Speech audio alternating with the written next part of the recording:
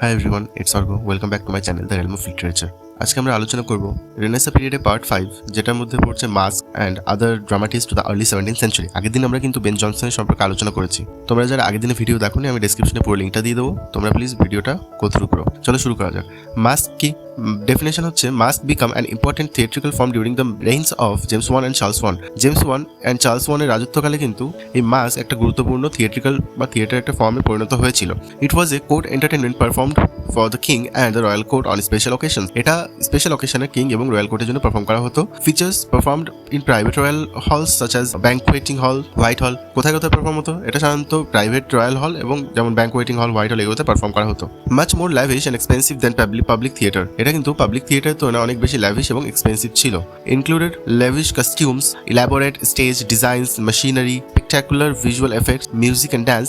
It usually stays only once. তাহলে lavish costume, stage design, machinery, visual effect, music, dance এগুলো add করা হতো এবং এগুলো কিন্তু মানে এই যে মাস্ক এটা কিন্তু অনলি একবার স্টেজ করা হতো। Inigo Jones, most famous mask designer, studied architecture in Italy, introduced the proscenium arc to English theatre. English থিয়েটারের প্রসিনিয়াম আর্ক কিন্তু তিনি ইন্ট্রোডিউস করেছেন এবং ইটালিতে পড়াশোনা করেছেন এবং মোস্ট ফেমাস মাস্ক ডিজাইনার ছিলেন। The proscenium stage gradually replace Shakespeare's open thirst stage. এই যে শেক্সপিয়ার যে ওপেন থার্স্ট স্টেজ, এটা কিন্তু কোনটার দ্বারা রিপ্লেসড হয়ে গেছিল? এই যে প্রসিনিয়াম স্টেজ, এটা created a great distance between actors and audience, এবং এটা অ্যাক্টর এবং অডিয়েন্সের মধ্যে একটা গ্রেট ডিস্টেন্স ক্রিয়েট করেছিল। Next, Ben Jonson and masque wrote the text for many masque during James first reign. James ওয়ানের রাজত্বকালে বেন জনসন কিন্তু অনেক মাস্ক লিখেছিলেন। Believe masque should glorify the court. তিনি বিলিভ করতেন যে এই মাস্কগুলো কোর্টকে গ্লোরিফাই করা উচিত ছিল। Courtiers themselves often performed symbolic or classical roles. যে কোর্টিয়ার যারা, তারা নিজেরা কখনো কখনো এই মাস্কে ক্লাসিক্যাল রোল নিত। এক্সাম্পল কি ছিল? The mask of blackness, the mask of beauty, Oberon, etc. Jonson became disappointed because Inigo Jones stage designs is more praise than his writing. Ben Jonson disappoint কেন হয়ে যান? কারণ এই ইনিগো জেমসের লেখা যে মাস্কগুলো সেটা বেশি প্রশংসা পেয়েছিল তার লেখার তুলনায়। বেন জনসন লেখার তুলনায় বেশি প্রশংসা পেয়েছিল বলে তিনি ডিসঅ্যাপয়েন্টেড ছিলেন।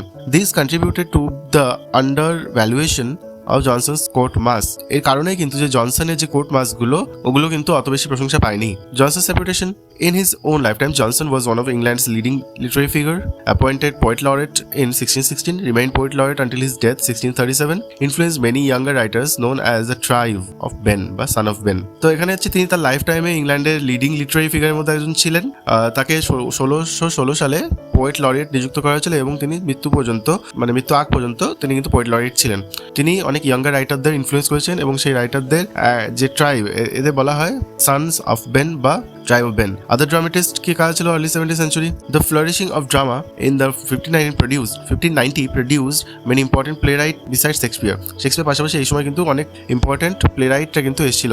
Jacobean tragedy characterized by corruption, violence, revenge, bloodshed, passion and moral decay. এগুলো দেখতে পাওয়া যায় Jacobean ড্রামাতে, Jacobean ট্র্যাজেডিতে। Jacobean কমেডিতে কি দেখা যায়? Jacobean কমেডি কিন্তু ডেভেলপড হচ্ছিল সিটি কমেডিতে। ফোকাসিং কি করতো? London লাইফকে। Collaboration among playwrights was common because of high demand for new plays. নতুন প্লে চাহিদা থাকার কারণে কোলাবোরেশন কিন্তু ভীষণ কমন ছিল প্লেরাইটদের মধ্যে। মেজর ড্রামাটিস্ট কারা ছিল? Thomas Middleton, John Webster, Thomas Dekker, Francis Beaumont, John Fletcher, Thomas Heywood, Philip Massinger, John Ford. এই জন ফোর্ড কিন্তু ক্যারোলাইন পিরিয়ডের একজন মেজর ড্রামাটিস্ট ছিল। আর যদি কোলাবোরেশনের কথা বলি, Shakespeare collaborated on Pericles, Henry VIII, the two noble kinsmen with John Fletcher, possibly sir Thomas More. এদের মধ্যে কিন্তু কোলাবোরেশন দেখতে পাওয়া গেছে। Beaumont Fletcher frequently wrote plays together. এরা দুজনে ফ্রিকোয়েন্টলি একসাথে প্লে লিখতো। যেমন the maid's tragedy, one of the best known collaborations. Beaumont's the knight of the burning pestle is an experimental comedy. এটা একটা এক্সপেরিমেন্টাল কমেডির নাম কি ছিল? বিউমন্টসের লেখা the knight of the burning pestle that breaks theatrical conventions by involving the audience. এটা theatrical যে কনভেনশন সেটাকে ভেঙে দিয়েছিল, কারণ এর মধ্যে অডিয়েন্সরা ইন্টারফেয়ার করতে পারতো, ইনভলভ করতে পারতো অডিয়েন্সদের। Thomas Middleton probably wrote the revenger's tragedy. এটা কিন্তু রিভেঞ্জ ট্র্যাজেডি নয়, revenger's tragedy attributed to the Sybil Turner. এটা প্রবাবলি হয়তো থমাস মিডলটন লিখেছে। এটা আগে মনে করা হতো যে এটা কে লিখেছে? Cyril Turner.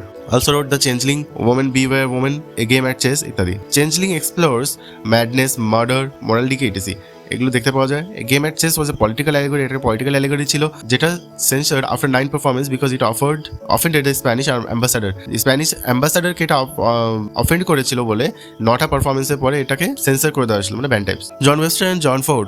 জন ওয়েবস্টার মেজর ট্র্যাজেডি কি ছিল? White devil, the duchess of Malfi. এটা ভীষণ ইম্পর্টেন্ট। হিজ প্লেস এমফাসাইজ কি দেখা যায় তার প্লেতে? Blood, last, intrigue, violence, corruption corruption ইত্যাদি। Bosola is one of the most corrupt and memorable characters in Jacobean drama. Jacobean dramaতে একটা ভীষণ corrupted character ছিল Bosola.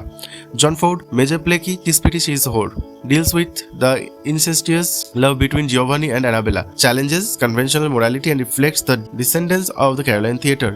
এটা Caroline theatre যে কনভেনশন সেটাকে পুরো চ্যালেঞ্জ করেছিল।